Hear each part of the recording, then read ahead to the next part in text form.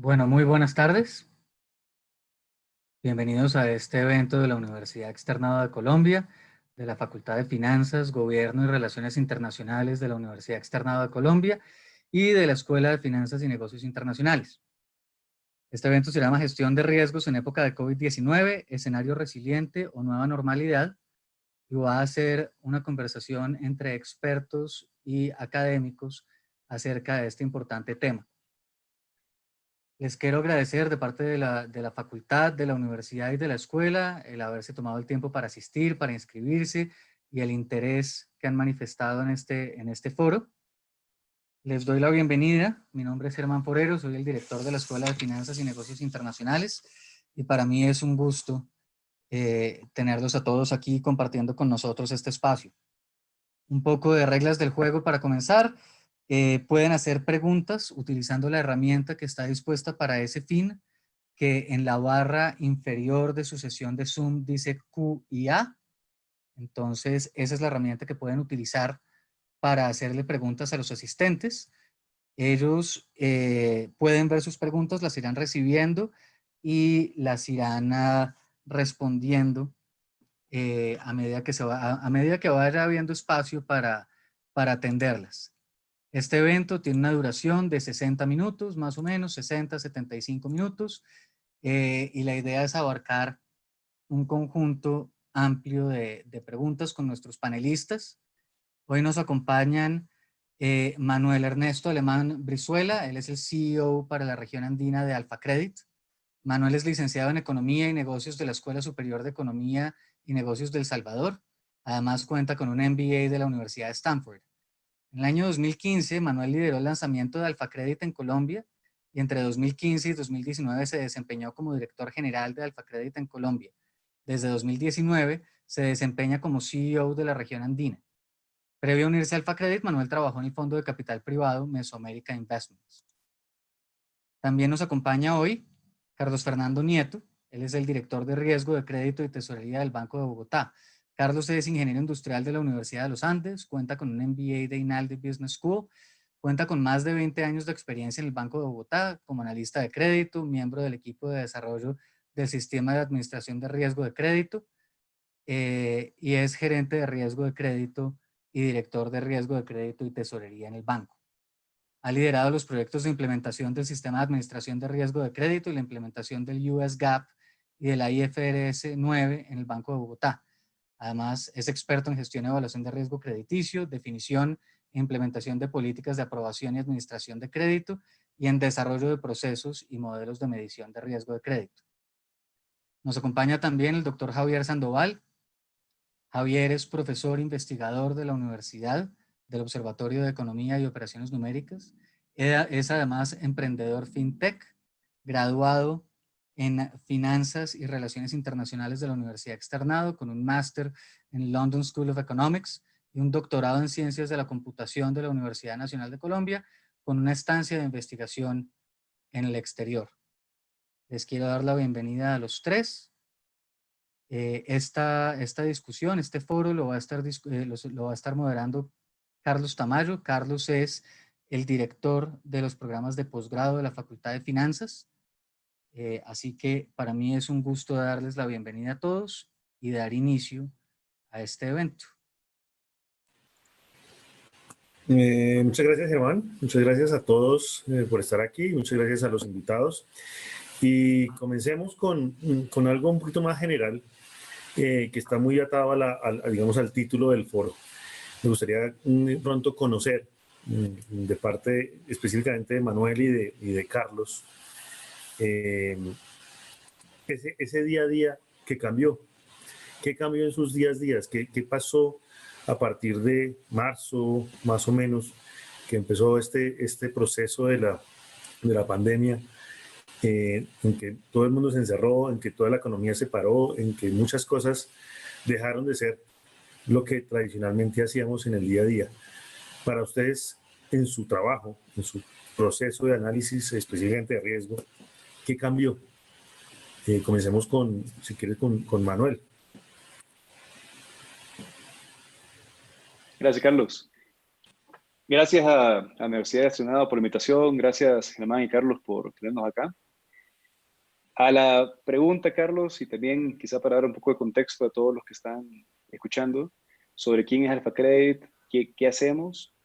Alpha Credit somos una de las fintech más grandes de Latinoamérica. Estamos en México y Colombia y somos una fintech dedicada a dar crédito a personas y pequeñas empresas que por cualquier razón no pueden acceder a un crédito en la banca tradicional. En nuestra historia hemos atendido a más de 400,000 clientes en los dos países. Y ya entrando, digamos, a materia, ¿qué fue lo que cambió? Te diría que en grandes rasgos, dos cosas. Uno es, en ciertas partes de nuestro negocio, cómo llegamos a los clientes. Y por otro lado, claramente, digamos, muy relacionado al nombre de este foro, cómo analizamos el riesgo, ¿no? Y primero, ¿cómo llegamos a nuestros clientes? En Alpha Credit tenemos dos tipos de clientes, dos tipos de personas. Una son personas que están ya 100% acostumbradas a autogestionarse digitalmente.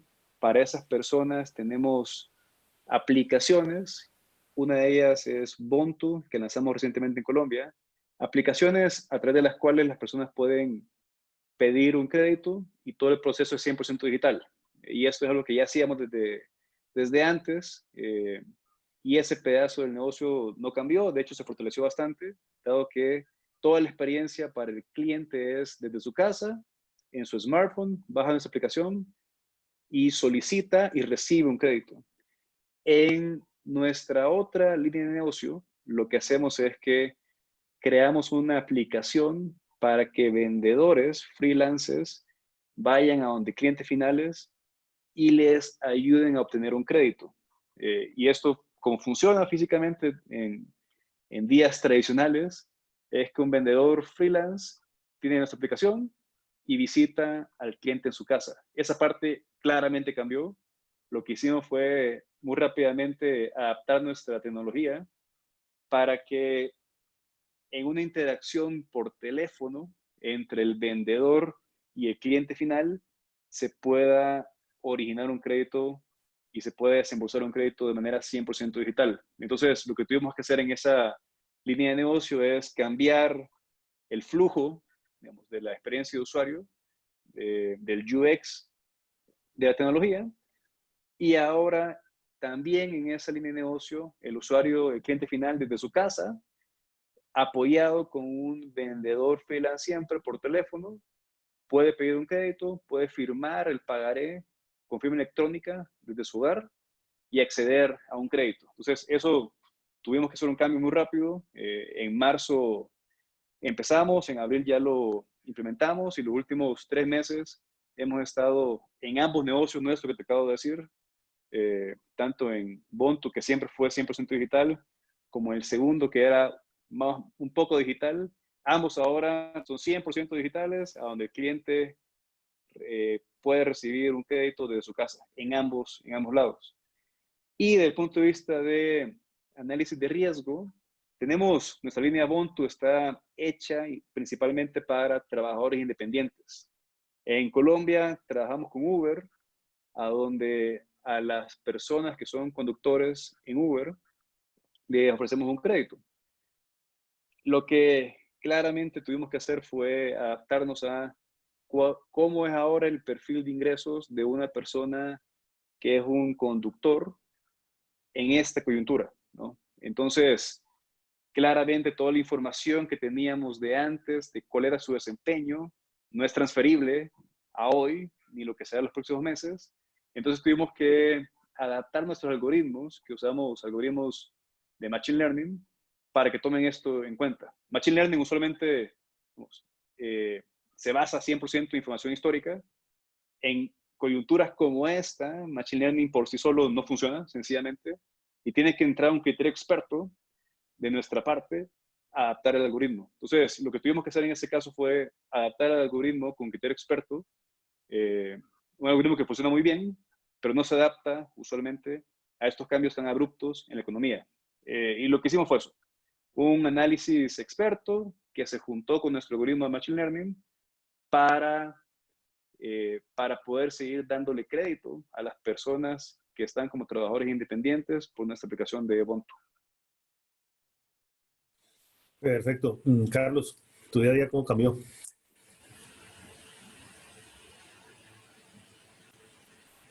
Buenas tardes y muchas gracias a la Universidad de Externado por esta invitación. Pues a ver, desde el 12 o 11 de marzo que empezó la pandemia, la declaración de la pandemia desde la Organización Mundial de la Salud, pues todo empezó a cambiar y desde ese día hasta acá han pasado casi que años en estos pocos meses. Lo primero que hicimos nosotros fue identificar qué podíamos hacer con nuestros clientes actuales. O sea, más que ver qué otros créditos podían tener los clientes, lo primero que teníamos que hacer era ver cómo podíamos atender a nuestros clientes, cómo es la nueva realidad de estos clientes. Ahí acompañados con la superintendencia, que sacó una normativa para poder hacer alivios a los clientes. Lo primero que se hizo fue una primera ola en donde se dieron periodos de gracia a los clientes, esperando a ver qué pasaba con las cuarentenas. Los clientes obviamente empezaron todos a llamar para saber qué podían hacer, dónde podían ir a pagar, todo el mundo encerrado en su casa. Algunas oficinas que no podían estar ni abiertas y la gente no podía ir. Entonces, lo primero que se hizo fue una serie de alivios y de periodos de gracia a los clientes. En cifras de la superintendencia, algo así como el 40% de los créditos del país tuvieron algún alivio. Y eso fue lo primero que empezamos a entender, en qué había cambiado la estructura de pagos de los clientes y cómo pueden seguir pagando su crédito. Y esa es la segunda ola que sacó la superintendencia. Y es una segunda ola de alivios estructurales en donde ya no es por unos meses pocos y ver si pueden tener un periodo de gracia, sino cuál es la nueva estructura del crédito que pueden tener, cuál es la cantidad de cuota que pueden pagar con la reducción de sueldos, de ingresos que pueden tener todos los clientes o de ventas que pueden tener los clientes grandes y cómo empezar a reestructurar ese crédito de tal manera que lo puedan seguir cumpliendo adecuadamente. Por el otro lado, como ustedes saben, Banco de Bogotá es un banco universal, atienden desde clientes muy pequeños en microfinanzas, clientes microempresarios que vamos y estamos visitando en los sitios donde trabajan y conociendo y sabiendo cuál es el negocio, tratando de entender cuál es el crédito adecuado para ellos, hasta clientes corporativos grandísimos, tipo Ecopetrol, y todos los clientes han tenido algún impacto en esta pandemia. Entonces, lo que estamos entendiendo es cuál es esta nueva realidad y cómo podemos seguir acompañando a nuestros clientes, cómo podemos seguirlos prestando. Como mencionaba Manuel, pues es una nueva realidad. Aquí nos tenemos que apoyar mucho más que en el crédito tradicional que antes hacíamos de recibir papeles y buscar papeles y estar mirando cuáles son los ingresos, pues meternos mucho más con metodologías digitales. Afortunadamente el banco viene ya desde hace un par de años haciendo toda una transformación digital. En este momento nosotros tenemos 5 productos digitales que aprobamos en menos de 5 minutos, sin papeles. Y eso nos ha servido mucho en esta pandemia para seguir el negocio, para seguir acercándonos a nuestros clientes y poderlos apoyar en lo que necesitan. Esto básicamente tiene unos esfuerzos muy importantes en capacidad analítica. Entonces venimos desarrollando los modelos, mirando qué de lo que venía en la historia funcionaba y qué nueva información le podemos meter a nuestros modelos para probar adecuadamente a nuestros clientes. Toda la transformación digital que ya dije, automatizar los diferentes procesos, tener mucha más información para evitar tenerle que preguntar cosas a los clientes, sino más bien tener ya esa información de ellos y poderles hacer aprobaciones mucho más rápido. Obviamente todo dentro de un marco de control de riesgo para poder aprobarle a los clientes lo que ellos necesitan. Muchas gracias, Carlos. Javier, usted tiene la mano en una parte que es el tema fintech, su emprendimiento, pero también en la parte de investigación. Su observación es diferente. ¿Cuál ha sido esa observación que usted tiene de lo que ha pasado en estos casi 4 meses? Carlos, gracias. A mí me gustaría eh, contarles una anécdota que resume lo que ha pasado en estos meses desde mi experiencia. Creo que lo que nos ha llevado el COVID es a un rompimiento mucho más acelerado de lo que ya se vería dando de el espacio y el tiempo. Cuando me refiero al espacio y el tiempo, estoy hablando desde ubicarnos en sitios en donde antes ni nos hubiéramos imaginado que íbamos a estar, y estar en momentos del tiempo discutiendo con personas tal vez que nunca antes nos hubiéramos imaginado también que estaríamos compartiendo con ellos. Por ejemplo, yo he tenido unas conversaciones muy profundas con personas que nunca me hubiera imaginado que en este momento hubiera podido tenerlas. De llevar el trabajo a la casa, que es lo que le tocó a muchas personas, pues todos los miembros de la familia ahora se volvieron expertos, ¿no? De lo que uno hace. Y pues por allá en enero, yo estoy en este momento en Bucaramanga, por ejemplo, algo que nunca me hubiera imaginado. Soy de Bucaramanga, pero vivo en Bogotá. La universidad queda en Bogotá. Y esto es algo que era insospechable. En enero de este año, mi hija tiene 11 años, vive obviamente conmigo en Bogotá, estudia en Bogotá, y me hace la siguiente pregunta. Me dice, papá, yo quisiera estar este año en Bucaramanga con mi abuelita porque quiero compartir con ella. Y yo pues muy racional le dije, mi amor, es imposible que estés en Bucaramanga este año porque tú vives en Bogotá y mis deberes hacen que esté en Bogotá y tus deberes y los de tu mamá y los de toda la familia directa. Pues, oh sorpresa, estaba yo hace 2 semanas aquí en la casa trabajando y mi hija me aborda y me dice, papá, ¿te acuerdas que tú me explicaste que lo que tú haces es dedicarte a hacer predicciones? Pues te cuento que eres muy malo para eso. Porque nunca predijiste que íbamos a estar en Bucaramanga con mi abuelita y hasta diciembre. Te cuento que debes revisar lo que estás enseñando allá en esa universidad. Es cierto, nos dedicamos a algo muy difícil que es predecir. Predecir riesgo de crédito, predecir quién va a pagar, predecir quién no va a pagar y predecir dónde vamos a estar en mayo, estando 3 meses antes en una situación muy diferente. Esa es lo que me ha impactado y creo que cada uno tiene una experiencia de ese estilo. Gracias. Perfecto. Ya empecemos con los temas abiertos y un poco recogiendo lo que dijo cada uno. Hay todos, especialmente Carlos y Manuel, que están en la parte ya de la gestión de sus entidades, hablaron mucho del cliente.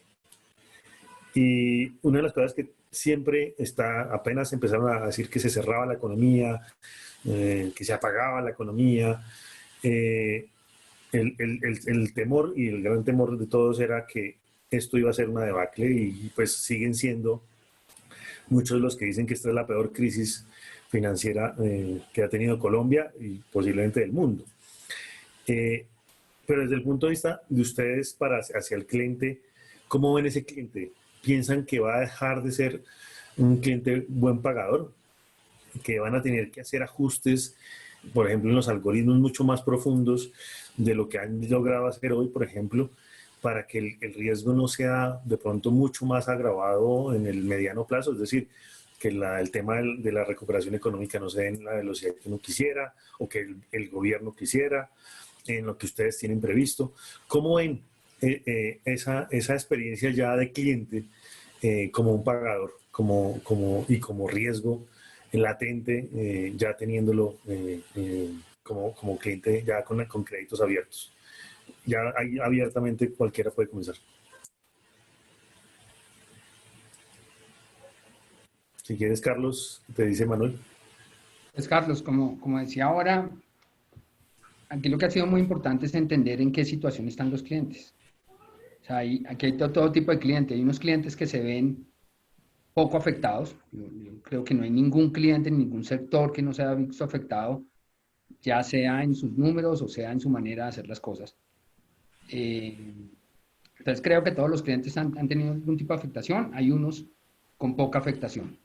Esos clientes van a poder seguir pagando normalmente, o más o menos normalmente. Muchas cosas que nos pasan es, por ejemplo, uno cree que un cliente está bien, trabaja en X sitio que pareciera que no tiene problemas, sigue con su sueldo bien, pero cuando lo llamamos a hablar con él, él nos dice, mire, yo estoy bien, pero mi esposa no.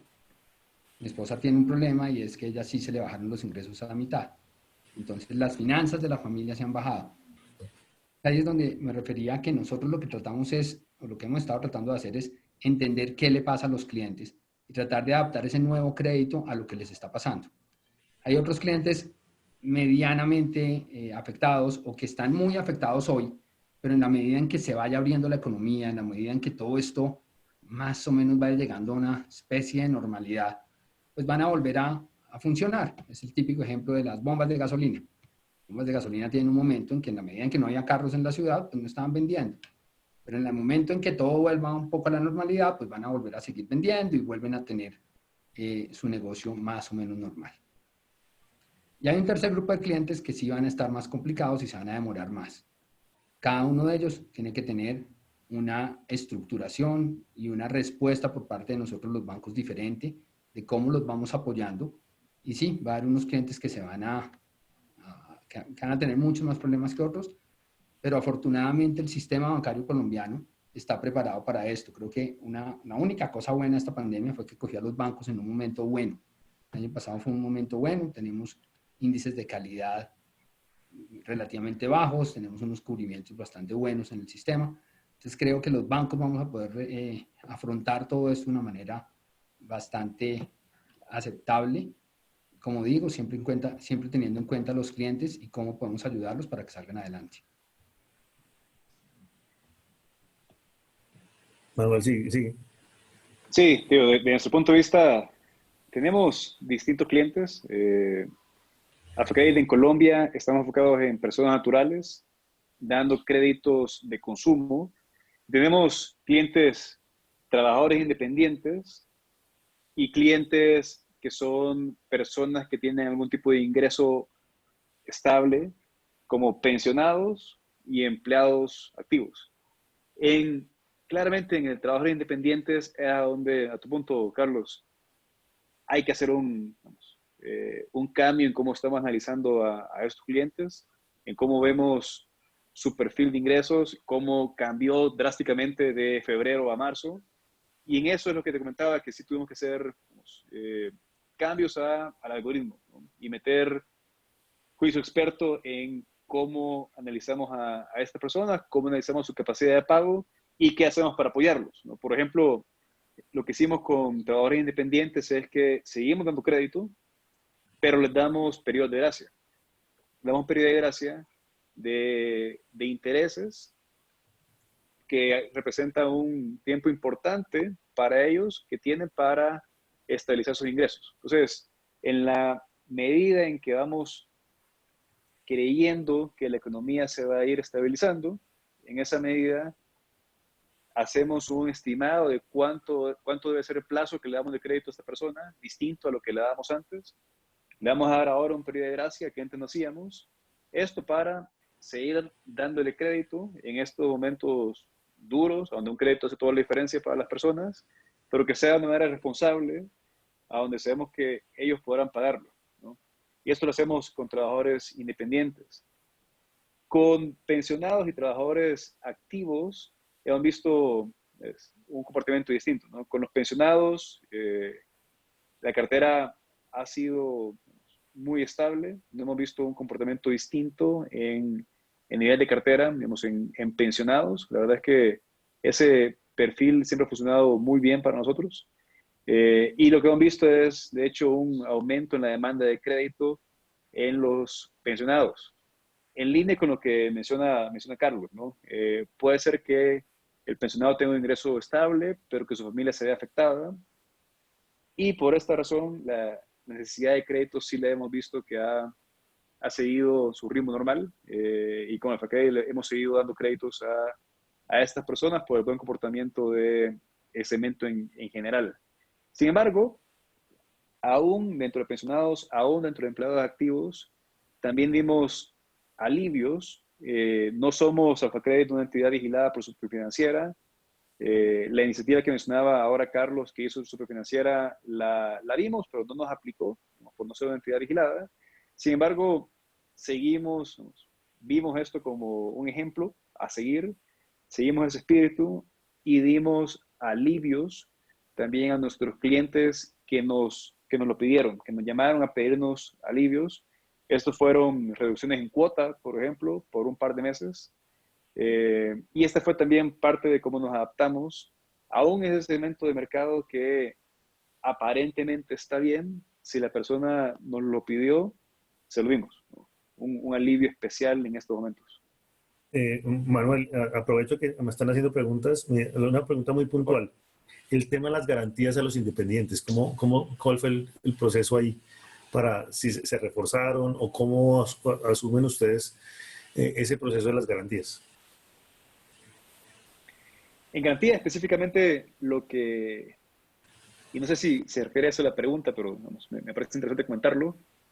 El gobierno de Colombia, a través del Fondo Nacional de Garantía, sacó el programa Unidos por Colombia, a donde nos incluyó a la FinTech, que me pareció, digamos, muy interesante, una iniciativa muy innovadora también de parte del gobierno, a donde para las FinTech crearon un fondo especial para que pudiéramos dar crédito a trabajadores independientes. Alpha Credit somos una de las pocas FinTech que que pasamos todo el proceso y fuimos aprobadas para otorgar créditos que fueran respaldados con esta garantía del Fondo Nacional de Garantías, y ya lo empezamos a hacer, ¿verdad?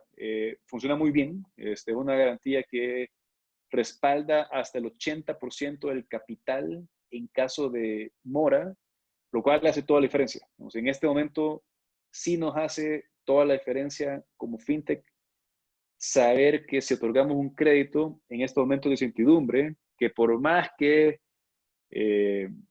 hagamos cambios en nuestro algoritmo, en cómo medimos el riesgo, siempre genera incertidumbre. Si este crédito que estamos otorgando se podrá repagar en las condiciones que pensamos inicialmente, sí nos hace bastante diferencia y sí fue bastante útil la aprobación del Fondo Nacional de Garantía, y esto nos ha permitido dar crédito en mejores condiciones que lo que hubiéramos podido dar sin la garantía. Listo. No sé, Javier, ¿quiere complementar al tema?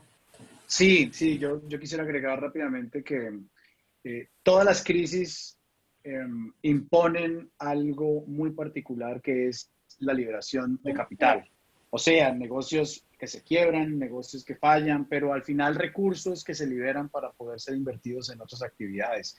Y ese es el gran reto que tenemos. La gran diferencia con esta crisis es que es una crisis de cola, es una crisis que la última vez, si echamos para atrás y buscamos un evento similar en la historia, el último que tenemos es de hace 100 años, o sea, estamos hablando de un evento único, uno cada 100 años. Es imposible abordarlo de la misma, bueno, ya no voy a utilizar la palabra imposible, ya saben por qué, pero es muy improbable que podamos abordarlo de la forma en que normalmente la modelación de riesgo se realiza. Entonces, yo creería que así como está Manuel proponiéndolo, lo que en este momento se podría imponer seguramente se va a imponer son más aproximaciones de modelación bayesianas del estilo de conocimiento experto a priori y de datos que van fluyendo, que al mezclarse me están dando la mejor predicción de lo que puede estar sucediendo.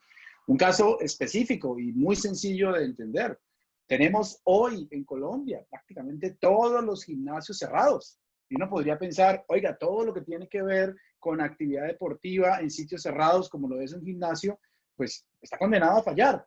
Pero un segundo, algo que está muy cercano a esa actividad y es la venta de artículos deportivos para hacer deporte en su casa, está disparado. No saben qué hacer. El inventario de 5 meses se les acabó en 2. Entonces, las entidades financieras lo que tienen que hacer, y me refiero a los bancos tradicionales y a las fintech, es cómo identificar ese capital que está fluyendo de actividades que están fallando, por ejemplo, en el sector turístico, pero que a la vez están apareciendo en el mismo sector, transformándose en otra cosa. Es ahí donde va a estar el fuerte de las fintech, es ahí donde va a estar el fuerte de las entidades tradicionales. Perfecto. Aquí hay otra pregunta que yo creo que Carlos la puede responder, inclusive también se la hacen a Javier, y es el tema de la incertidumbre de los flujos de caja. en los procesos, especialmente en la parte empresarial. Manuel hablaba un poco de la parte personal, es más difícil calcular esos flujos de caja, pero en la parte empresarial, y si Manuel pues tiene esa parte también la puede responder, es cómo hacer ese proceso de reestructuración, cómo asumir escenarios que de pronto pueden ser mucho más ácidos y cómo revisan ese proceso.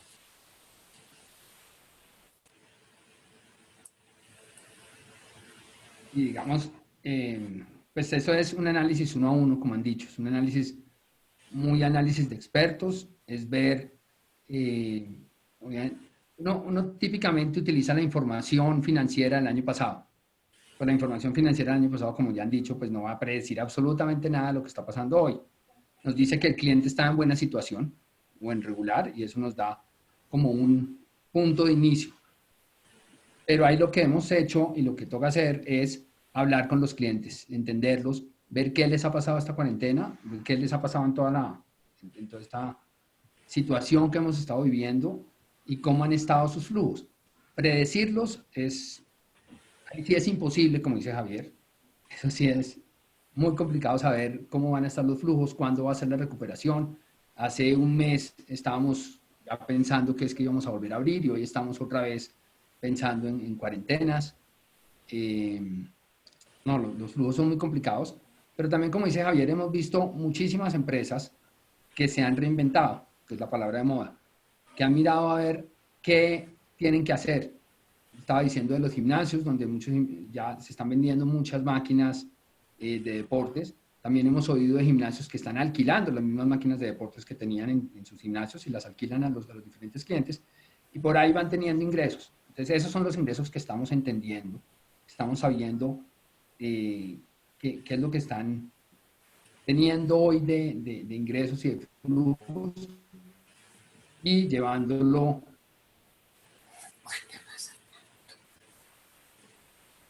a periodos más amplios, a periodos de gracia, hacer reestructuraciones en donde el cliente listo hacia esta nueva realidad y pueda pagar sus créditos de manera adecuada. Ahora me hablaba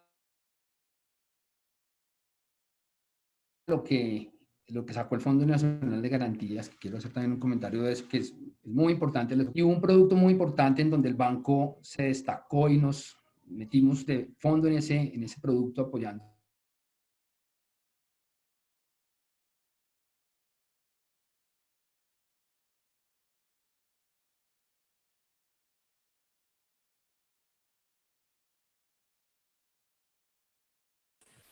Bueno, Carlos se Qué bloqueó. pena, creo que algo pasó, me salí, pero ya volví.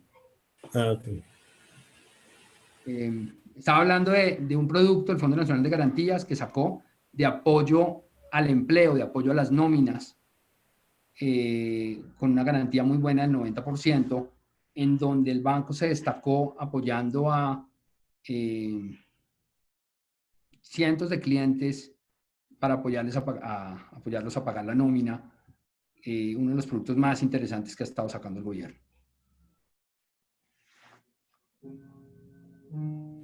Perfecto. ¿Alguno de nosotros, Javier, Manuel, tienen algún comentario en ese sentido? ¿O pasamos allá a un poco más, cosas mucho más específicas, por ejemplo, de lo que se vendría? O sea, hablar del futuro. No sé si alguno tiene un comentario en este sentido o avanzamos un poquito más. Carlos, yo creo que lo que la pandemia nos está dejando es como muchos memes que circulan en Internet, dejar ya la excusa de el cambio digital viene y hay que estar listo y resulta que ya no es cambio digital viene, sino cambio digital ya está. Está y es el presente, ya no es futuro. El que hoy no tiene un onboarding digital, un registro digital, una operación de préstamo digital. Carlos nos estaba diciendo, por ejemplo, que desde el Banco de Bogotá, como parte del Grupo Aval, ellos tienen ya productos 100% digitales. Manuel nos contaba de Algo Credit completamente digital. El que no está hoy pensando en que esto es lo que sigue y en cambio está pensando en que vamos a volver a lo de antes cuando cambie, cuando avancemos, está condenado a fracasar. Y creo yo que hoy que estamos absorbiendo fuentes alternativas de información para ver quién puede ser exitoso y quién no, tengan en cuenta que un discurso del estilo de ya casi vamos a volver a lo de antes, tranquilos, está condenado al fracaso. Hay que abrazar la pandemia, hay que simplemente decir la pandemia nos aceleró y lo que se viene es montarnos en la moto digital. Ya, 100%, sin excusas. Perfecto. Bueno, Manuel creo que dijo que no. Pasemos ya a algo más, un poquito más en concreto. Las dos cosas que hemos hablado, un poco del tema de riesgo, pero también el tema tecnológico. Ahí desde el punto de vista de sus entidades, y Javier desde el punto de vista de lo que él investiga a diario, ¿cómo creen que va a ser esa nueva anatomía de la gestión del riesgo? ¿Va a haber una migración hacia lo tecnológico netamente, solo bajo criterios como lo que decía Manuel, el tema de un criterio experto para momentos críticos que cada vez van a ser de pronto, en algunos de aquí en adelante pueden ser mucho más recurrentes por temores que puedan, o sea, esa aversión al riesgo que va a generarse posiblemente después de la pospandemia, en que cualquier posible virus se vuelva un susto para todo el mundo, o básicamente es ajustarse a unas realidades en donde la mano humana va a seguir evolucionando de la mano de la tecnología. ¿Cómo lo ven? ¿Cómo creen que ustedes desde su trabajo van a ser generadores de algoritmos netamente o generadores de análisis ya digamos, aplicando esos datos que generan esos algoritmos? Y básicamente, ¿hacia dónde cree que va ese análisis? ¿Hacia análisis un poquito más ácidos o a análisis donde la confianza se pueda retomar en las personas? Manuel. Creo que hacia dónde va y hacia dónde ha estado yendo, y lo que pasó fue sencillamente que se aceleró, es que para las personas que requieren un crédito, para las personas naturales o jurídicas, la oportunidad de ese crédito es muy relevante. Y cuando digo oportunidad es el momento que lo reciben, ¿no? En nuestro caso, lo que vemos es que para las personas es más importante la velocidad con que tengan acceso a un crédito que cualquier otro factor del crédito, que aún más importante, curiosamente, que por ejemplo la tasa de interés. Entonces, lo que estamos viendo es que para las personas, de nuevo, si lo relevante es la velocidad con que yo accedo a un crédito, entonces el análisis de crédito debe ser lo más inmediato posible. Y si bien, digamos, en este momento excepcional, como decía Javier, en este momento de cisne negro que pasa una vez cada siglo, hace falta algún tipo de criterio experto. Ese criterio experto mismo se puede codificar en la manera en que el algoritmo analiza lo que tengamos de información del cliente para que el algoritmo sea inmediato. Por nuestra parte, lo que hicimos es crear un proceso de análisis de crédito que es inmediato, que no hace falta que una persona haga ningún tipo de análisis, crea algún tipo de cola cuando está haciendo el análisis de crédito, sino que es, otra vez, un algoritmo que utiliza diferentes fuentes de información. Y ya qué fuente de información se utiliza, de dónde, qué información específica se usa, eso es lo que cada entidad definirá. Pero lo que creo que a futuro todos llegaremos es que el análisis de crédito sea algo inmediato, a donde cada vez menos se utilice a un ser humano para que haga algún tipo de criterio, ¿no? Y se puede dar una respuesta inmediata al cliente, sobre todo porque es lo que los clientes están pidiendo, es lo que el mercado ahora está ofreciendo, y eso creo que es a lo que llegaremos como sector.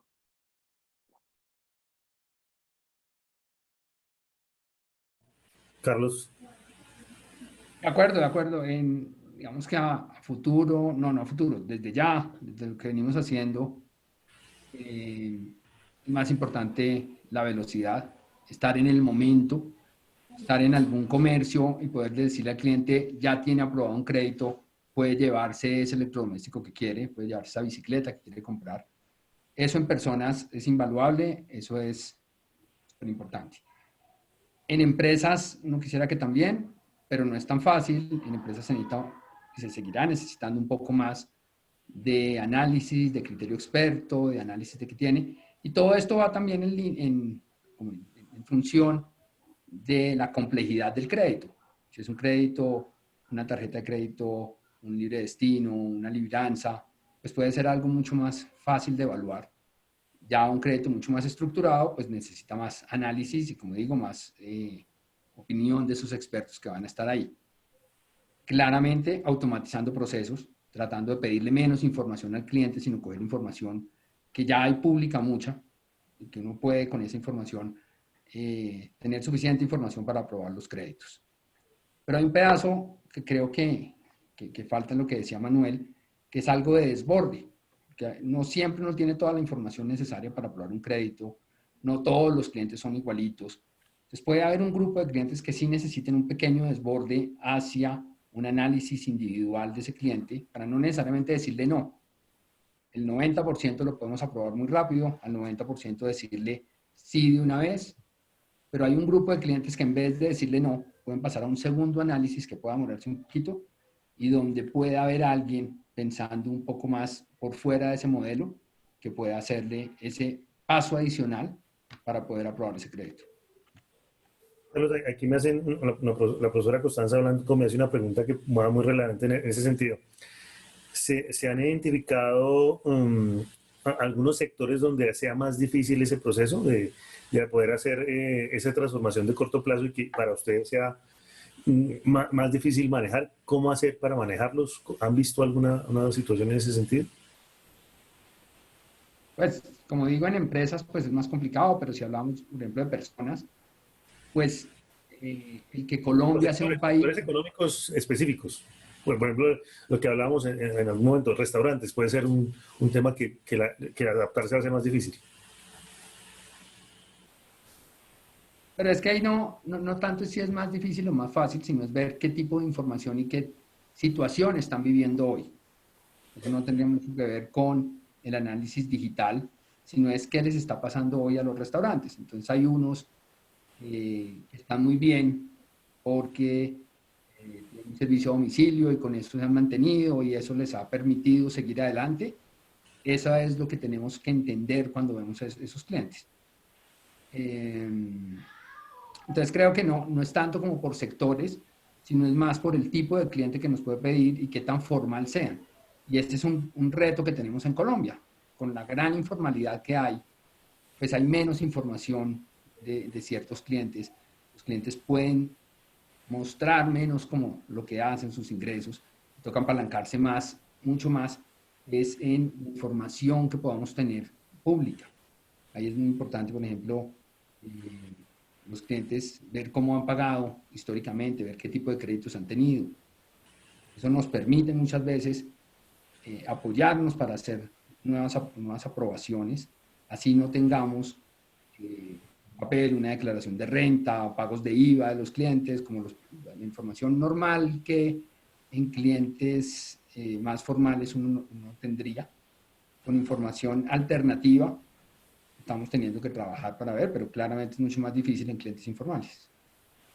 Perfecto. Javier.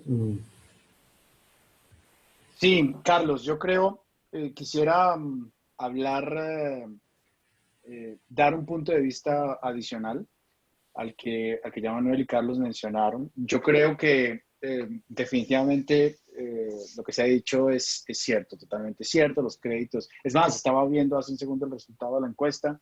La gente está pensando que los créditos se van a flexibilizar y yo creo que eso es lo que va a suceder. Pero vamos a llegar a un punto en donde los conflictos van a cambiar entre los individuos, saquemos a un lado las empresas, pongamos los individuos y las instituciones dadoras de ese crédito. Y son los dos elementos, son elementos que giran alrededor de dos puntos, que es la seguridad y la privacidad. Solo piensen por un segundo que nosotros estamos haciendo ahora, porque estamos obligados, estamos migrando hacia ese modelo, si no se ha dado ese paso completo de identificación de cliente 100% digital. Y lo primero que uno podría pensar es, oiga, pero eso se puede hacer de manera perfecta, porque yo puedo hacerlo con mi huella digital. Voy a acercarla rápidamente porque ahora dicen que uno puede en una foto extraer la huella digital. Imagínense. ¿Qué pasaría? Solo por un segundo piensen. ¿Qué pasaría si alguien, asumiendo que, porque yo sé que el argumento va a ser, no, es que yo voy derecho a la base de datos de huellas digitales de Colombia, que es la Registraduría Nacional? ¿Qué pasaría si alguien hackeara la Registraduría Nacional? Que en realidad no hay que hackear a la Registraduría Nacional, solo hay que hackear al último edificio donde usted entró que le pidieron la huella para poder tener su huella. Piense por un segundo, ¿cuántos edificios me han pedido mi huella y quién la cuida? ¿El vigilante que está ahí? ¿Será que esa información se guarda ahí en el computador de la entrada? Dios mío, no hay que ser paranoicos, pero mis huellas digitales, que es con lo que me identifican, están por todos lados, guardadas, quién sabe de qué forma. Pero pongámosla difícil, vamos a hackear la Registraduría Nacional. ¿Qué tan difícil podría ser eso? Tal vez puede ser más fácil hackear a Twitter, ¿no? E inventarnos un scam para recoger dinero vía Bitcoin, como si personas muy famosas estuvieran solicitándolo desde sus cuentas. Bueno, ya la semana pasada pasó, me quitaron la idea y pues estoy bastante asustado con lo que el futuro nos depara en ese aspecto. ¿Qué responsabilidad van a tener las entidades que solicitan más información para conocer a sus clientes y que claramente esas fuentes de información están a la orden del día para que no caiga en las manos inadecuadas? Y le pasa a Twitter, le puede pasar a cualquiera en Colombia. Y el problema es que una vez comprometida su huella digital, no hay forma de hacer cambio de contraseña. Para siempre estarás en grandes problemas. Las entidades que dice Manuel, que tiene básicamente ese proceso, ese posible o potencial problema. No, sí, muy buen punto, Javier, muy buen punto. Tenemos un equipo un par de equipos nuestros dentro del equipo de operaciones y el equipo de tecnología pensando en esto todo el tiempo. Desde seguridad informática nuestra, propia, para que no nos pase lo que pasó Twitter, hasta lo que mencionas, ¿sabes?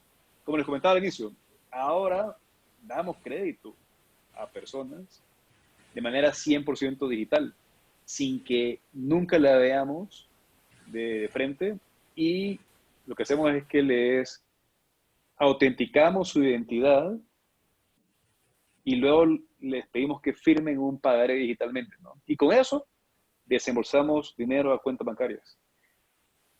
Lo que hacemos al punto es diferentes controles para tu punto, ¿no?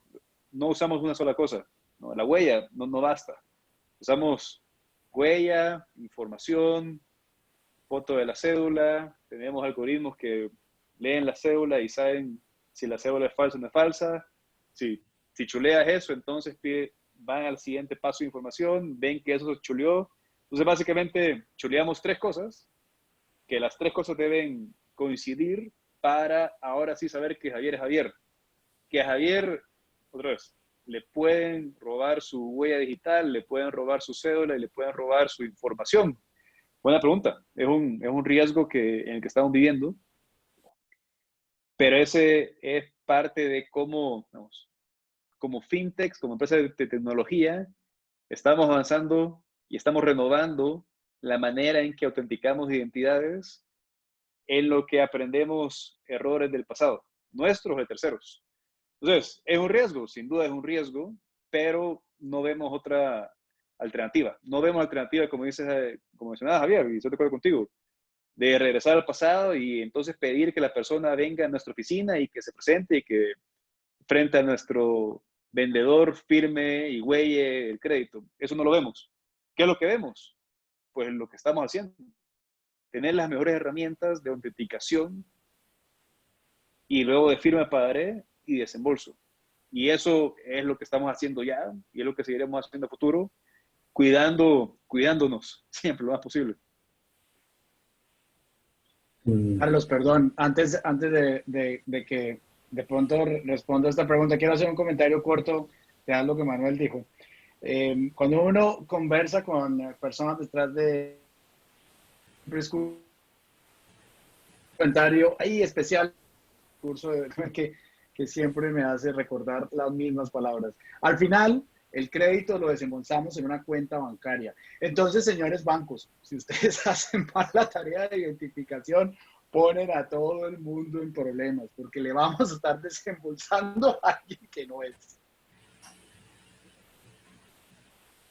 Claro, eso es cierto y es pues, tal cual lo que decía Manuel. Lo que tenemos que tener y hacer son varias capas de identificación, cruces de información, ver si un cliente que no tiene información en los sistemas de información, en los buros de crédito, está pidiendo un crédito demasiado grande.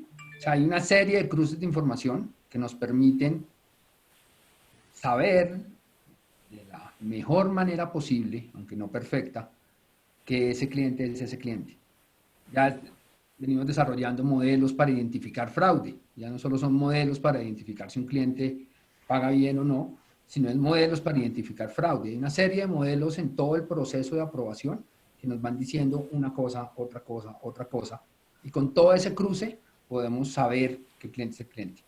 Y no solo, como dice Javier ahora, no solo para los procesos de crédito. Al principio era como, listo, pues en los procesos de crédito es que estamos prestando plata, ahí es donde está el riesgo, pero no, también en cuentas de ahorro, que en el banco también se pueden abrir en 2 minutos de forma digital, pues cómo hacemos toda la autenticación, porque por ahí es que va la plata, no solo de las fintechs, sino nuestra también. Entonces, ¿cómo hacemos para saber que los clientes son los clientes? Y lo que están diciendo ahora, no necesariamente tienen que hackear la registraduría, ahora hay muchos casos en donde con una huella en látex llegan, no solo es por la web, sino que llegan a los comercios con la huella con látex, a las oficinas, y tratan de pasar una huella falsa. Y lo que decimos, ahí es varias capas de información, varios procesos, varias herramientas que nos ayudan a identificar eso, aprendiendo de lo que nos ha venido pasando y poniendo cada vez más herramientas que nos permitan seguir teniendo una promesa digital, seguir teniendo una promesa de aprobación rápida, pero cuidando principalmente a los clientes que pueden ser suplantados, que es lo más importante. O sea, hay unos clientes que podrían estar siendo suplantados a los que se les va a dar un crédito y nos vamos a dar cuenta después y va a ser todo un problema. Esos son los principales clientes que queremos ayudar a cuidar. Perfecto. Entremos un poco al tema hablamos al principio de las decisiones del gobierno en tema de las garantías, pero ha habido dos cambios recientes, relativamente recientes, que pueden afectar todo este proceso de riesgo. El primero, no lo hemos nombrado, no sé si los algoritmos lo están asumiendo, pero el tema del borrón y cuenta nueva de Datacrédito, esa ley que surgió, me hacen la pregunta por el chat también, ¿cómo va a cambiar eso? La amenaza era que iban a subir las tasas de interés, una serie de aspectos que pueden afectar un poco otorgar el crédito. ¿Para ustedes eso sí va a afectar realmente o va a generar algún problema en el manejo de tasas de interés? Cualquiera. Pues Carlos, como he dicho varias veces, lo más importante acá es la información. Y el que se borre la información a mí no me parece bueno. Porque es que entre más información tengamos, aquí muchas veces se ven estos ajustes pensando en un porcentaje de clientes que ha tenido algún problema pagando. Pero en la medida en que tengamos más información, podemos tratar a esos clientes de una mejor manera. Pero a los que más estamos afectando es al otro 90 y pico % de clientes que siempre han pagado cumplidamente su crédito, que siempre han estado muy bien y que se pueden entrar a confundir con algunos con algunos pocos que no han pagado tan bien, pero que ya no se ve esa información. Y eso permite o eso evita que uno pueda hacer un análisis de pricing y de ofrecerle el precio correcto a los clientes mejores. Toda la ley de borrón y cuenta nueva y del cambio en medidas de data pasó por muchos cambios. Creo que al final salió una ley relativamente buena. Perfecto. Manuel. De acuerdo con Carlos en la idea de que en general siempre más información es mejor, definitivamente. En nuestro caso, a diferencia de otros jugadores, la información que está en central de riesgo es una fuente de información, no es la principal, es una de muchos otros puntos de información que tenemos en cuenta en nuestros algoritmos. Entonces, a la pregunta concreta, si yo veo que como AlphaCredit a nuestros clientes le demos algún cambio por esto, lo veo poco probable. Lo veo poco probable, sencillamente. Otra vez, como FinTech, lo que hacemos distinto es la manera en que evaluamos el crédito de las personas. La central de riesgo es un punto de información, no es ni por cerca el más relevante. Entonces, esta es una de las ventajas que tenemos como FinTech, ¿no? Podemos agarrar diferentes fuentes de información, diferentes casos de información, y en base a eso hacer un crédito que se adapta a la persona, sin tener que estar restringidos a que su score de crédito acierta sea bajo y por eso no le doy un crédito, ¿no? O que no sé qué pasó con acierta en el pasado, entonces ya no sé. Entonces, en resumen, en nuestro caso específico, Carlos, no vemos un cambio tan grande, sencillamente porque no dependemos de lo que veamos es de riesgo o no veamos ahí. Perfecto. Javier, ¿alguna opinión? ¿No? Bueno, Sí, dale. pues quiero ser muy, muy concreto. Que borren la información al final no es tampoco traumático. ¿En qué sentido? Obvio, estamos perdiendo la historia de los últimos meses, estamos perdiendo quién no ha pagado, quién pagó, etcétera. O sea, sí, es cierto, estamos perdiendo algo valioso. Pero al final, la estructura probabilística que muchos han podido ya extraer de lo que es un buen pagador y un mal pagador, va a persistir y eso no va a cambiar. Es que el gran problema para poder predecir o en la predicción de quién es un buen y mal pagador es que los malos son muy pocos. Como los malos son tan pocos, se necesita demasiada información específica de ellos para poder identificarlos. Los malos son los raros, los buenos somos muchos. Y eso hace que el problema sea difícil. Y voy a poner solamente un ejemplo específico. Si analizamos, por ejemplo, cartera de factoring empresarial, porque tengo el número en la cabeza, nada más. La tasa de mora de esa cartera, la última vez que lo revisé, hace 4 meses, estaba en el 4%. Entonces, 4% me da una información valiosísima. Me está diciendo que sin conocer más sobre las empresas individuales, el 96% de los créditos de ese tipo de cartera se han pagado o se van a pagar en promedio. Ya, si yo quiero llegar más adentro, pues necesito información más detallada y eso en últimas es lo que vamos a perder. Pero si esa información no existiera, yo podría de todas formas construir basado en el principio de diversificación, que se lo agradecemos a Markovich. Es que ha sido un pilar fundamental de las finanzas. Simplemente ponga sus huevos en diferentes inversiones, en este caso en un portafolio bien diversificado de crédito y la ley de los grandes números lo protege. Pongamos a Markovich y pongamos a la estadística que nos defienda y de ahí volvamos a comenzar a recoger información. O sea, eso no acaba el negocio de préstamo. Eso es la verdad, yo no creo que le mayor costillas. De paso, eso me parece bueno.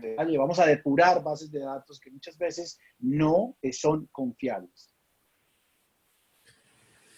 Perfecto. El otro tema que puede ser crítico el año entrante es que hay 2 decretos, uno del 2018 y uno del 2019 del gobierno, donde se ajusta a los temas de Basilea y entran en funcionamiento, entran a ejercerse en el 2021 y ahí hay unas implicaciones donde potencialmente debe haber aumentos de capital o de reservas, dependiendo de lo que requieran, para cumplir con los índices de solvencia que van a ser mucho más ácidos. Esos son decretos prepandemia. ¿Qué pasaría, especialmente para sus entidades, si esto realmente puede afectarlo? Carlos hablaba que nos cogieron en un buen momento.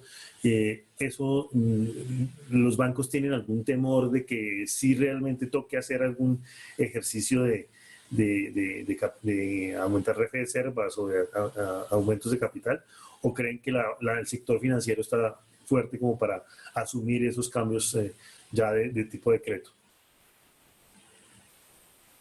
Cualquiera, no sé, Manuel, Carlos. Los bancos vamos hacia allá. Es una regulación y son buenas prácticas que ya conocemos y que vamos hacia allá. Claramente eso fue prepandemia, pero todas las circulares que está sacando la superintendencia van en línea a apoyar a los bancos y a dar diferentes alternativas para los bancos que se van en mayores problemas, el uso de provisiones contracíclicas, los alivios que podemos hacer y diferentes herramientas que hacen que yo crea que podemos seguir cumpliendo los diferentes lineamientos y los diferentes proyectos de ir hacia Basilea 3, lo cual, como digo, pues no es algo nuevo, hacia allá ya vamos dirigiéndonos. Entonces yo creería que no debería haber problemas mayores para hacerlo. Manuel, desde el FinTech, ¿cómo lo ven? Sí, por ese lado, en FACREDI específicamente, ¿no? Al no ser una entidad regulada por Superfinanciera, estas circulares que menciona Carlos no nos aplican, pero la idea básica de claramente estar bien capitalizados por un potencial aumento en las reservas, eso tenemos, como dice también Carlos, eso está en nuestro ADN, esto es parte de lo que también revisamos como entidad crediticia que somos, y lo que estamos siempre monitoreando es que el nivel de capital actual nuestro haga sentido versus nuestro crecimiento en general y versus nuestra calidad de cartera y reservas. Y en AlphaCredit siempre hemos sido bastante conservadores al respecto. Cerramos este año una ronda de capital por aproximadamente $100 millones, pensando en crecimiento a futuro, no necesariamente, digamos, en un momento de reservas, que la verdad, afortunadamente, no estamos mirando, no estamos observando en nuestro portafolio. Perfecto. Voy a pasar un poco ya más al tema de producto. Javier me da la entrada un poco con el tema de factoring y han hecho preguntas en función de factoring, pero también en cuanto a líneas de crédito. ¿Cuáles son las que han sido, que digamos que para las entidades financieras o para ustedes directamente pueden ser más llamativas? En el caso de Manuel creo que son 2 líneas que tiene, pero me imagino que para el crecimiento buscaría en otras líneas. En el caso del Banco de Bogotá, ¿cuáles serían las que quisieran fortalecer, que han visto que la crisis, digamos, no ha afectado tan directamente y que podría ser un negocio a futuro, o digamos, mucho más estable, esperando que la recuperación de las demás líneas fuera más clara? Eso por un lado. Y por el otro, me preguntan mucho sobre ciertas poblaciones, en el caso de los independientes puede ser, como los adultos mayores. Ese tipo de líneas que son, digamos, pueden ser, digamos, exóticas por algún lado, ¿tienen alguna visión hacia futuro en ese sentido?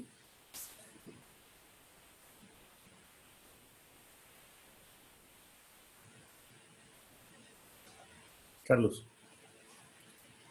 Pues a ver, la primera pregunta, en líneas, pues obviamente hay unas líneas que son un poco más seguras. Libranzas, claramente es un producto que uno espera que sea más seguro en la medida en que la gente mantenga su empleo. Entonces, pues hay una línea que pues, se vuelve más segura. Pero igual creo que los bancos vamos a seguir creciendo y vamos a seguir otorgando todo tipo de créditos. Ya será más dependiendo del tipo de cliente y de la situación que tenga ese cliente, en donde se podrá ver algunas otras cosas, garantías del Fondo Nacional de Garantías, factoring, algún otro tipo de garantía, productos que necesite dependiendo del tipo de cliente. Algunos necesitan capital de trabajo, algunos necesitan esa ayuda a la nómina.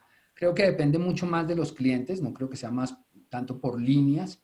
Creo que va a haber clientes para todo tipo de líneas, con diferentes niveles de garantía según su situación, de la situación de cada cliente.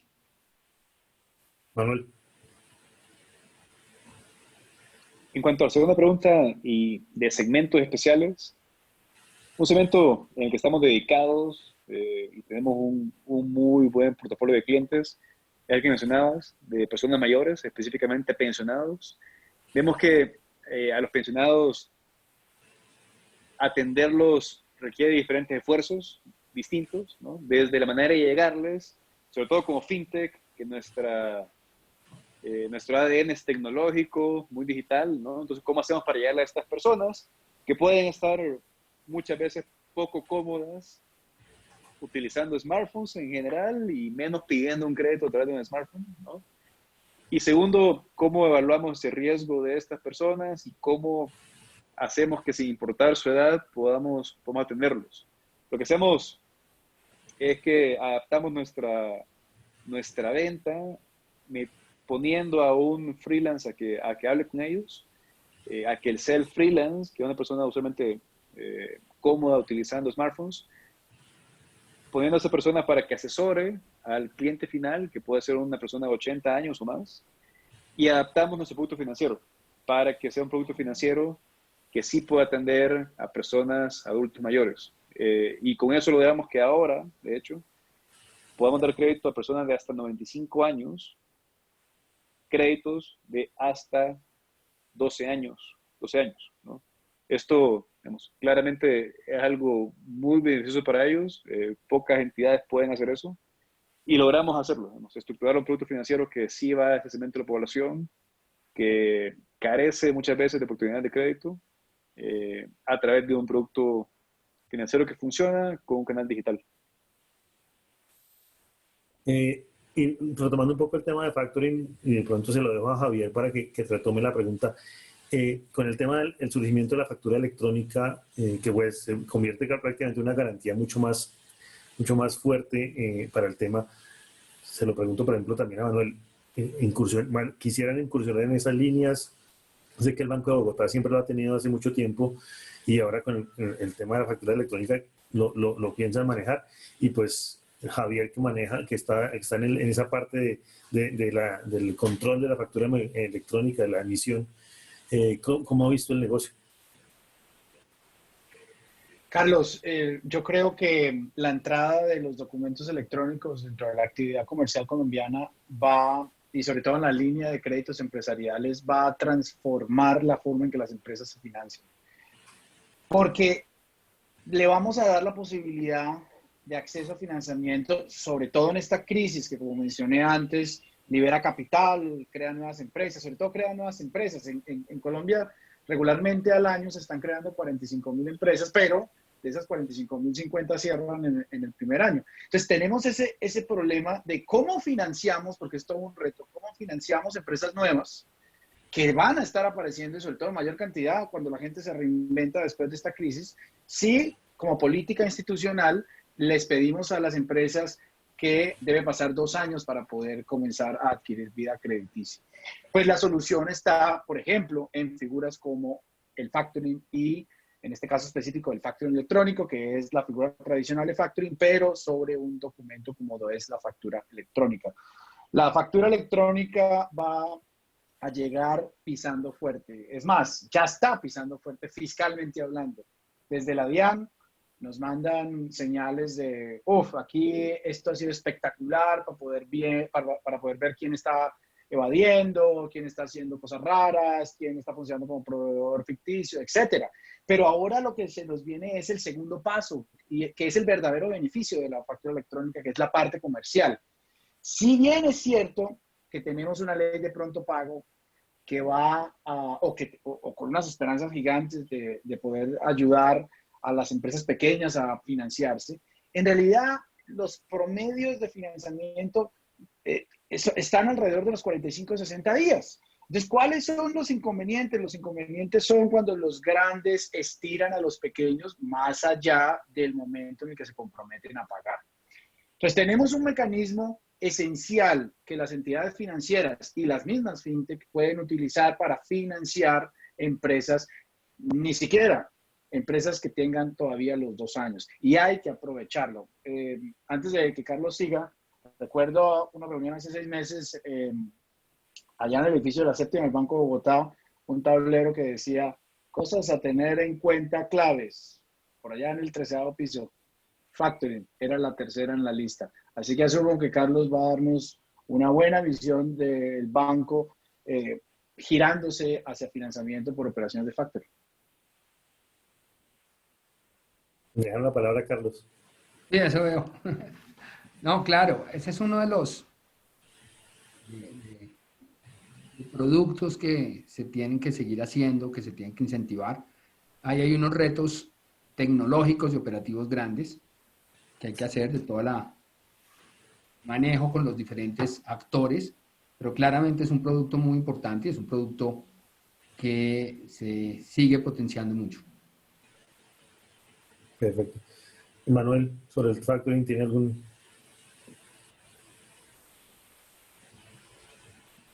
Estoy de acuerdo con Javier, lo que hemos visto en otros mercados donde la factura electrónica ya está más madura, es que es una gran herramienta. En México, por ejemplo, como en Factoring tenemos factoring, la factura electrónica está un poco más avanzada que en Colombia. Y sí hemos visto que el hecho que la factura sea electrónica para una empresa de tecnología, que tenemos las capacidades tecnológicas para desarrollar los APIs que hace falta para conectarse a las diferentes fuentes de información, nos ha hecho muy ágiles para poder desembolsar a los clientes. Y al punto, Javier, la verdad es que a una pequeña empresa, aún un pago a 30 días puede ser muy lejos, ¿no? Un pago a 30 días, un pago a 45 días puede ser muy lejos. Entonces, tenemos miles de clientes en México a los cuales apoyamos de una manera súper ágil, gracias a que la factura es electrónica y gracias a que, como decía Carlos, ¿no? Hay muchos retos tecnológicos que se deben solventar. Una ventaja de nuestro ADN es que somos una empresa de tecnología y podemos hacerlo muy rápidamente. Entonces, estamos también aquí en Colombia, aún no hemos incursionado a este segmento, pero estamos atentos a ver cómo se desarrolla y a ver si podemos llegar al punto en que usemos la tecnología que tenemos para servir a clientes colombianos. Perfecto, yo creo que se nos acaba ya el tiempo. Carlos, perdón, antes de cerrar, creo que nos toca citar un foro para hablar específicamente de factura electrónica y su papel dentro de operaciones de factoring comerciales, porque esto es algo que amerita una buena discusión y que la gente entienda cuáles son las opciones que van a tener, sobre todo nuevos emprendedores que están pensando en sus negocios en estos momentos. Seguramente, y si quieren, a Carlos y a Manuel también los invitamos ya directamente o específicamente en ese sentido. Pero se nos acaba ya el tiempo. Quisiera dejarlos con un 30 segundos a cada uno, un mensaje más de tranquilidad, digamos, en estos momentos de crisis. Siempre la visión, por ejemplo, Manuel, que no es colombiano, pero está conociendo, está manejando al país, pues siente cosas que de pronto nosotros aquí adentro a veces obviamos. Y Carlos, pues obviamente lo ve desde un punto de vista un poquito más macro. ¿Cuál sería ese mensaje ya de cierre para despedirnos y darle fin al foro? Si quieres, Carlos, comienza. Pues nada, yo creo que, como hemos dicho todo el tiempo, esta es una crisis la más grande que hemos vivido todos nosotros. Ya Javier, la última sí se dio hace 90, 100 años, entonces nadie la había vivido. Pero estoy seguro que vamos a salir adelante. Estoy seguro que las empresas y las personas de este país pueden salir adelante y los bancos vamos a estar ahí en ese apoyo a todas las personas y a todas las empresas para que saquemos adelante esta crisis tan complicada que estamos viviendo. Gracias, Manuel. A tu punto, Carlos, como extranjero, ¿cómo veo esto? Extranjero, pero sentado en Bogotá y viviendo aquí los últimos 6 años. La verdad, Colombia se ha desempeñado desde todo nivel bastante mejor que el resto de países de Centroamérica. La verdad, creo que de los países grandes y medianos de Latinoamérica, Colombia sin duda es de los mejores, quizá el mejor, en cómo se ha manejado la crisis, tanto en una política de gobierno, la verdad que creo que ha sido bastante acertada en diferentes puntos, como el desempeño de su economía. Entonces, la verdad, de todos los lugares que como AlphaCredit podemos estar, yo estoy bastante agradecido de estar operando un negocio en Colombia, viviendo en Colombia, porque a pesar de que claramente estamos viviendo momentos duros, este país ha sido bastante resiliente y veo que en diferentes indicadores está relativamente bien. Pues, y la palabra clave es relativamente, ¿no? Bien comparado con otros mercados en la región. Y desde el punto de vista de AlphaCredit específicamente, lo que estamos viendo es cómo podemos aportar en este momento a la economía en Colombia. Tenemos decenas de miles de clientes colombianos y estamos otorgando crédito. Y lo que estamos haciendo en este momento es, de hecho, acelerando cuánto crédito otorgamos. Este año, cada mes de este año, estamos otorgando bastante más crédito que lo que otorgábamos el año pasado, por ejemplo. Y esto lo hacemos porque creemos que Colombia tiene bastante capacidad para salir rápido de esta crisis y salir adelante. Perfecto. Javier. Sí, yo quisiera dar un parte de tranquilidad. La economía colombiana, en general la economía mundial, va a salir fortalecida. Vamos a lograr niveles de crecimiento económico mayores a los que teníamos antes de la crisis. Pero, todo siempre tiene que llevar un pero. No podemos montarnos en el discurso de vamos a volver a lo de antes. Esta crisis la tenemos que tomar como último llamado para tomar el tren de la era digital. Las entidades, las empresas, las firmas que no abracen ese concepto digital, se quedaron del tren y por ende están condenadas. Ellas sí a la quiebra. El sector turismo, muchos se quebraron por algo que no se podía predecir. Es que nos llegó un evento de cola, eso es cierto. Pero el que ahora, en los próximos años, falle porque su estrategia digital no estuvo alineada y no se puso, no se movió, eso ya es responsabilidad de cada persona dentro de las instituciones específicas. Gracias a todos. Muchas gracias Manuel, muchas gracias Carlos y muchas gracias Javier. Me despido, dejo la palabra a Germán para que cierre el evento. A todos los asistentes, muchas gracias. Estamos atentos a otros eventos y de parte de mi parte de los programas de posgrados, pues cualquier información siempre estaremos atentos a darlas en cualquier momento. Germán, le cedo la palabra. Gracias, Carlos. Bueno, un agradecimiento muy especial a nuestros panelistas, a Javier, profesor de la casa, a Manuel, a Carlos Nieto. Ha sido un excelente foro, un excelente conversatorio, muy interesante. Le tomo la palabra a Javier con futuros eventos acerca de factoring y de factura electrónica y acerca de estos temas que han sido muy interesantes. A todos nuestros asistentes, muchísimas gracias por venir, por quedarse hasta el final. Estamos en redes sociales, les he puesto en el chat para que nos sigan y se mantengan informados acerca de este evento y de otros eventos de la facultad.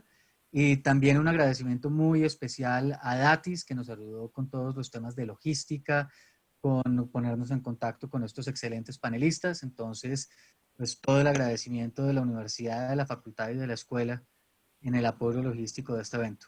Muchas gracias a todos y nos vemos en una próxima oportunidad. Hasta luego. Gracias, Germán. Gracias. Gracias. Muy bien. Gracias a todos, que estén muy bien. Muchas gracias, Manuel, Carlos. Chao, también. Muy bien, mucho Carlos, gusto. hasta luego. Carlos, muchas gracias. Chao, Germán. ustedes. Gracias. Luego, muchas gracias. Yo me quedo raspando fiesta.